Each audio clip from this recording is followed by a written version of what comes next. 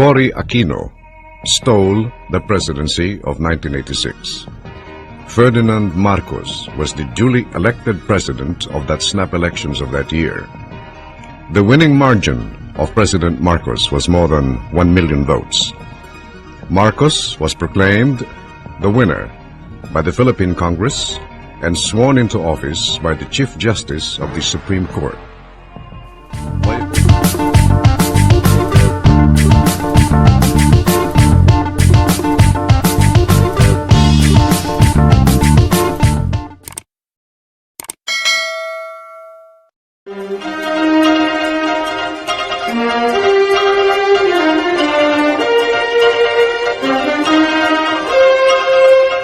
Before, we used to say that being president is to a certain extent about character.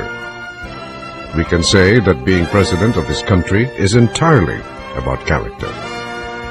Government is choosing. Government is prioritizing. And during his watch, President Ferdinand Marcos cannot always be on the right. He must take up matters as a whole to make things perfect for the country, and not only for the foreign hands that have always been manipulating us.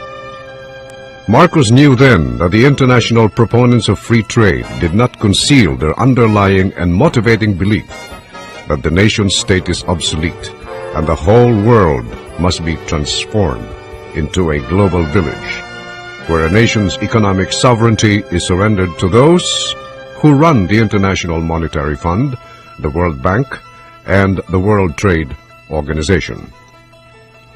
With his wife Imelda by his side, Ferdinand proved to be a dynamic, innovative, and forward-looking leader with self-sufficiency for the country as his immediate goal. He laid down the foundations of the nation's economic infrastructure by building more and better national roads, bridges,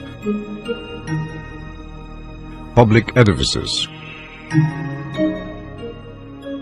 which he later dubbed as concrete monuments to progress. In order to make Ferdinand's dream house a home, Imelda reflected, what makes a home? Love.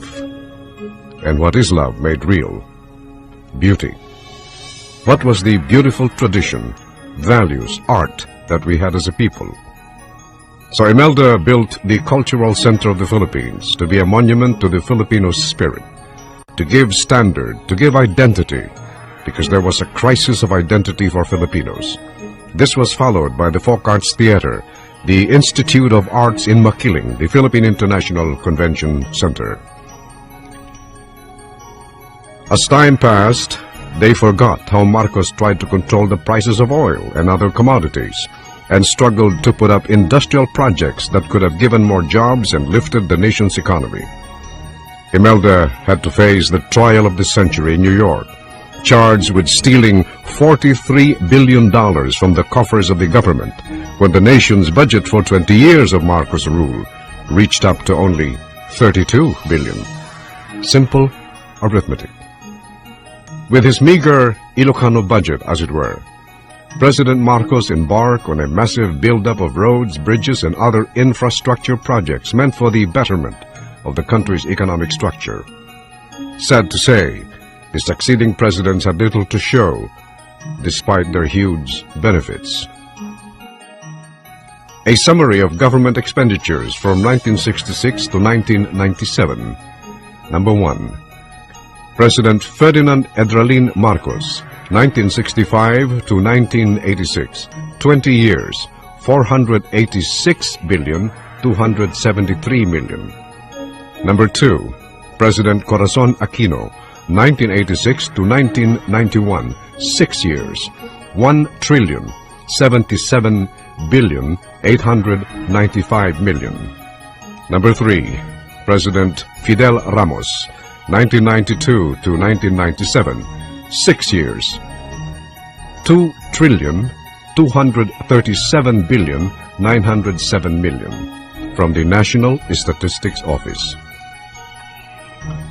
On the core of the family, which is the barangay, he made the political system more grassroots and extensive by adopting the barangay system, which enabled the smallest units of the system, to which the core is the family, to participate in the democratic process by making them responsible for administrative and legal functions within their barangay.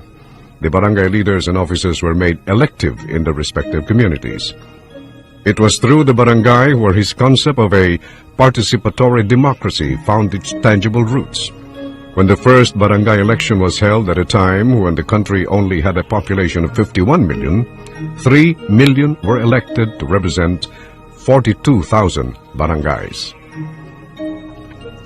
Serving as a co-pillar to the democratic vision of President Marcos was the creation of the Ministry of Human Settlements and entrusted to his wife, the First Lady, Imelda Marcos. As Governor of Metro Manila and Minister of Human Settlements, Mrs. Marcos conceptualized and implemented her program of delivering 11 basic needs to Metro Manila residents. 1. Water. 2. Electricity. 3. Food through agriculture. 4. Clothing through cottage industries. 5. Livelihood or the economic base. 6. Medical services. 7. Education, culture, and technology. 8. Ecological balance. 9. Sports and recreation. 10. Shelter, which includes housing and land use. And 11. Mobility, which includes roads. She constructed housing units, known as the Bliss Homes, coupled with livelihood projects. This provided not only low-cost dwelling units, but also income for the less fortunate residents. Kadiwa centers and rolling stores selling prime commodities at lower prices were established and mobilized around Metro Manila's impoverished areas. Metro Aid centers were organized that provided employment for some 10,000 Metro Aids who were responsible for the cleanliness and beautification of the metropolis. Hospitals and institutions with specialization in various fields, such as the Heart Center, Kidney Center, Lung Center, the Children's Hospital, among others, were established. The Philippine General Hospital was reconstructed and expanded to extend better and more efficient service to a greater number of our Filipino people. Imelda had done more good for the Filipino people than all the presidents combined, except, of course, President Ferdinand Marcos. On the matter of sovereignty, the RP-U.S. Military Bases Agreement was signed on March 14, 1947. It provided the United States with 99 years lease to more than 20 base sites covering some 250,000 hectares in 13 provinces. In 1959, the base's area was reduced to 117,075 hectares. President Ferdinand Marcos refused to compromise the nation's sovereignty and territorial integrity in the negotiations for the Military Bases Agreement. Thus, the Serrano-Bolin Memorandum of Lease Agreement from 99 years to 25 years. In 1976, President Marcos further reduced the base's area to 71,000 hectares. President Marcos reduced the lease agreement from 25 years to 5 years and 250,000 hectares to 10,000 hectares coverage. It also reaffirmed Philippine sovereignty over the bases, and President Marcos called it, fittingly, the final liberation of the Philippines. Following the 1983 Military Bases Agreement review, President Ronald Reagan pledged his best efforts to increase security assistance to the Philippines to $900 million for the period 1984 to 1986, $125 million to military assistance grants, $300 million in foreign military sales credits, and $475 million in economic support funds. And now the question arises: who killed Senator Benigno Aquino? This is the question that remains unanswered to this day. Here are the facts. It was Madam Imelda Marcos who facilitated his departure for the United States for that heart operation that he so badly needed. It was Mrs. Marcos who arranged everything so that his flight via Philippine Airlines to the United States was on schedule. Upon learning of his desire to come home reached President Marcos, it was again Mrs. Marcos who was sent to the United States to ask him to delay his flight home due to an intelligence report that some people wanted to do him harm. It was Mrs. Marcos who frequently had dialogue with Senator Aquino then during Mrs. Marcos's frequent trips to the United States on official basis. But all these were naught. He was being given the wrong information. The biggest lie of all was that President Marcos was dying. All the admonitions for him to delay his trip fell on deaf ears. He insisted on coming home after being fed the erroneous information that Marcos was dying. The rest, as you know, is history. A tragic mistake in judgment on his part. A tragic error that cost him his life. Who killed Ninoy? Let it be enough when we say maybe whoever did him in still walks amongst us. On the question, was Marcos a dictator? The answer, no. Marcos was a great Democrat. A dictator never calls for an election. 16 elections. 1 in November 9 of 1965. 2 November 14 of 1967. 3 November 11 of 1969.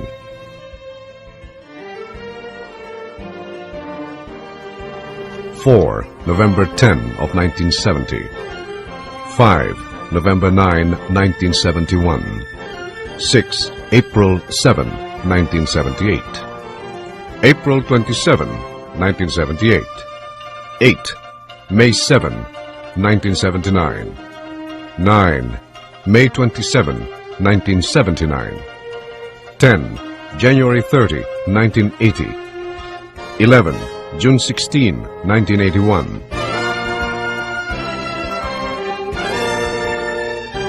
12 May 17, 1982. 13 June 17, 1982. 14 May 14, 1984. 15 February 7 of 1986. Marcos, the only Philippine president re-elected 4 times. Cory Aquino stole the presidency of 1986.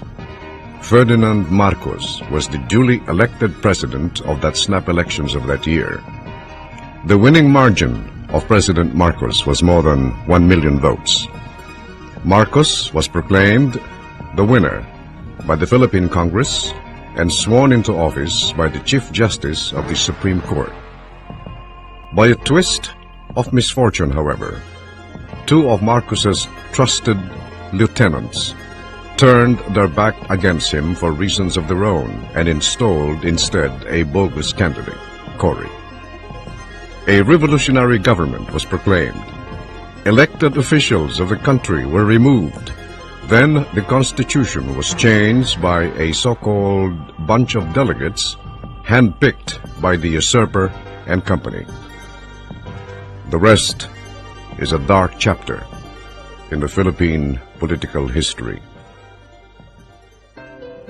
We probably have the most beautiful cultural heritage in Malakas and Maganda. It is a balanced tradition where one must be strong, the other beautiful. One provides the house and the other provides the heart that makes it a home. Thus, Ferdinand and Imelda epitomizes the cultural partnership that is akin to Malakas and Maganda. Legend has it that both souls came from one bamboo split in the middle to signify the importance of each other. Nowhere in the cultural history of any nation mirrors this idea of love and partnership than in this country, the Philippines. And finally, I quote Madam Imelda Romualdez Marcos. The only things that you keep are those you give away.